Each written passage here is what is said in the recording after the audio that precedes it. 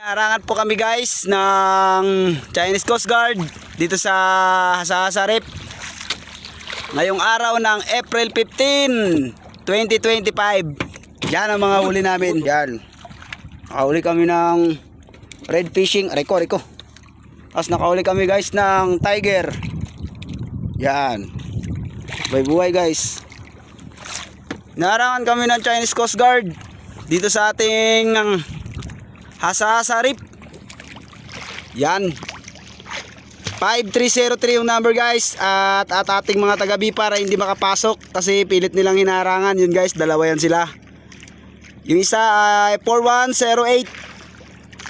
Nakita ko na yung kahapon kaya alam ko number. What's up mga isda? Welcome back to my YouTube channel naman, Isda TV mga isda. May video for today mga isda ang pagano naman sa Ayungin Shoal o sa West Philippine Sea na naman. Hinaharang na naman ang mga Chinese Coast Guard ng China, mga isda doon sa yung nagbibigay ng rodo na bipar, hindi masyado makapasok dahil sa mga Chinese Coast Guard. Kaya panoorin nyo na lang. Let's go!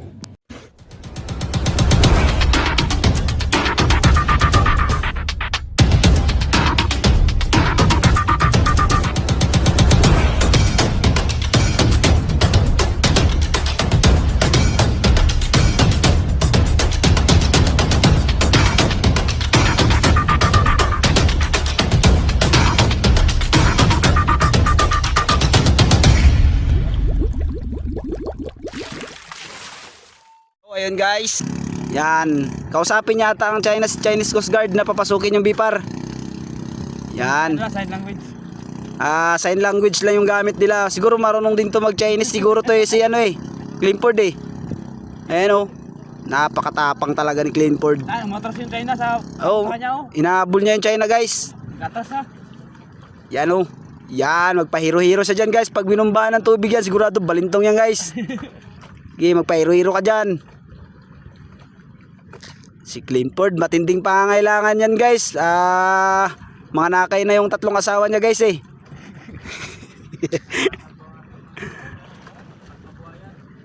Yan, bakbakan mo. Harangan mo, kausapin niya yata guys Grabe katinti talaga ni Clifford.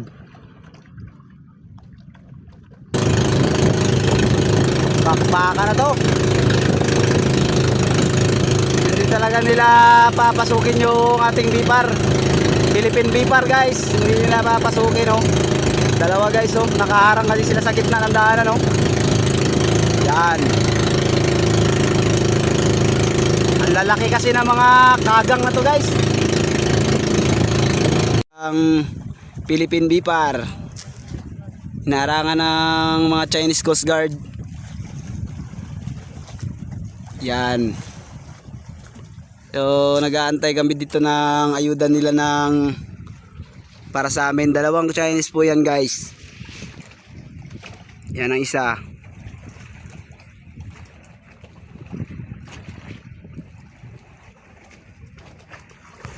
Mga tambalos-los to mga China na to guys. Hinarangan nila yung isang bipar dyan sa may daanan, sa may bunganga ng Hasahasa. Dito kami sa Half Moon.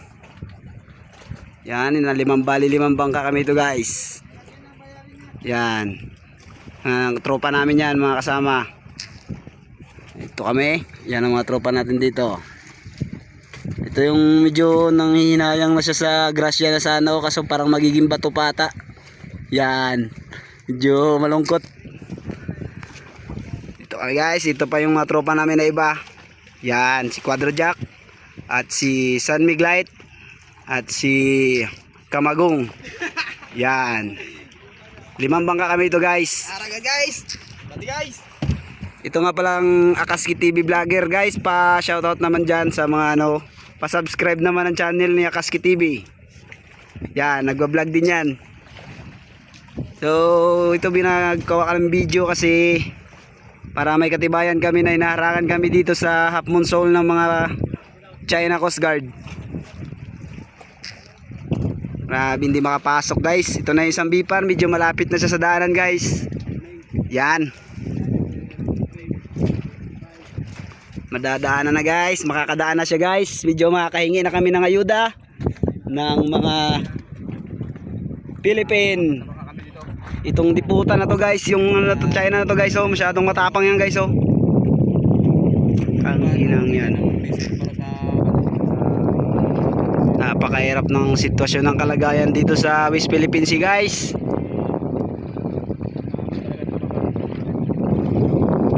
Ayan na, medyo makakapasok na yung isang beeper natin guys. Yan. So marami kami nag-aabang sa kanila dito, mga 5 bangka kami guys. Ayan yung mga tropa namin guys, oh. Yan. Medyo malayo at saka ito po yung aming bangka.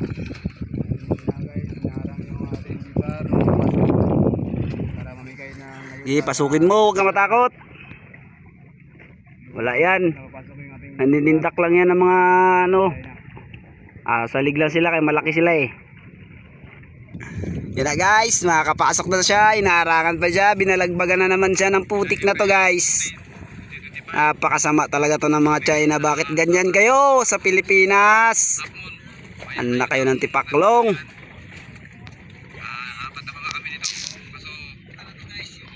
Yan o, yan na. Tangin na talaga, ditin niya talaga pa oh. Harangan niya talaga guys yung beeper natin guys. Talaga naman. Yung isang Chinese Coast Guard nagpapa-timing lang yan, oh. Naghahanap lang yan ng magandang chimpo.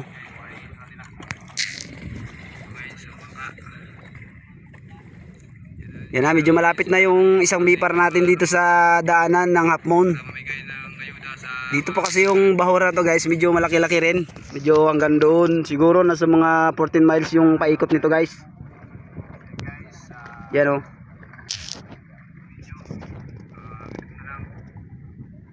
Anong pangalan nito? Hindi makita eh. Hindi kasi tayo naka iPhone Pro Max eh. Pero nakaklaro pa rin guys. Ayan o, China Coast Guard. Naharangan po kami guys ng Chinese Coast Guard dito sa Hasa-Hasa Reef. Ngayong araw ng April 15, 2025. Yan ang mga huli namin.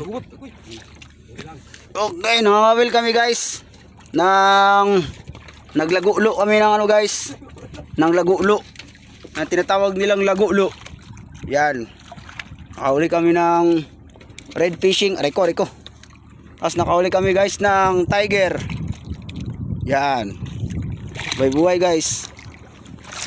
Naharangan kami ng Chinese Coast Guard dito sa ating Hasa-Hasa Reef. Yan. 5303 yung number guys. At ating mga taga-B para hindi makapasok kasi pilit nilang hinarangan. Yun guys, dalawa yan sila. Yung isa ay 4108. Nakita ko na yung kahapon kaya alam ko number. Yan, yung ating bipar nasa kabila. Nakakatabo ng Chinese Coast Guard. Hindi makapasok sa loob kasi namimigay sila ng diesel sa mga mahingisda. Dito kami guys, nangawil nga pala isang tropa. Yan, si Akaski TV. Subscribe the channel of Akaski TV guys. Yan o. Huwag ka matakot sa mga tektiko na yan. Balak sana namin magbablog kaso biglang dumating tong mga China na to kaya nasali sila sa content. Hindi namin nakalain eh. Content creator kami guys. Yan o. China Coast Guard Qinglong Pai Hang 5303. So mamaya bababayan sila ng rib kapag pilit na lumapit yung ating taga Bipar dito sa loob. Kasi dito yung daanan guys eh. Yan o. Yan yung may bato na yan dyan. Pwede silang makapasok kasi dyan yung mga bangka namin o. Yan yung mga mother boat. Yan. So yan nga pala si Hubag alias Palot. Yan o. Yan. So ayun, nakadawi nga pala si Akaski TV guys. Tamang tama. What's up? Nakakadali si Akaski TV. Sama guys, sunog mo lang para itakin natin sa mga Chinese na yan. Yan o. Na hindi namin sukat akalain na makakahila siya ng ano kaya isda yan guys. T-shirt to guys. Sana suno. Maliit. Maliit, siguro 7 ticks. Vortex lang to, maliit.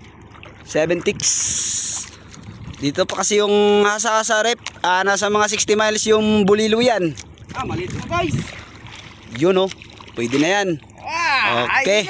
May pang escabeche na tayo guys. So nasa likod namin yung Chinese Coast Guard. Siguro nag-video sila sa amin ngayon. Nag-video din kami sa kanila.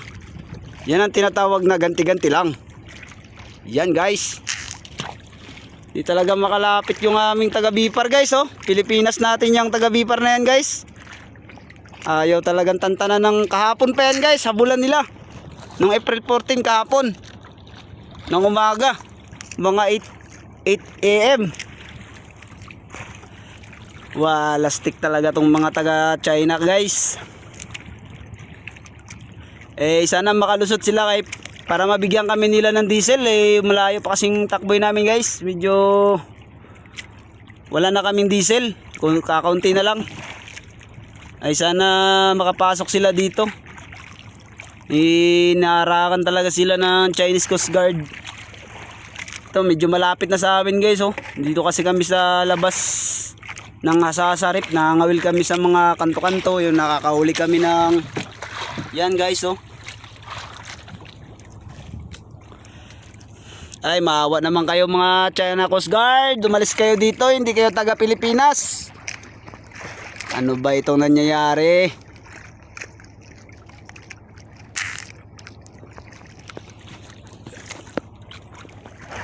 Yan guys oh. Yung isa talaga is inaharangan talaga. Lapitan kaya natin Pao. Yung Bipar ba? Doon tayo magdala sa kabilaw.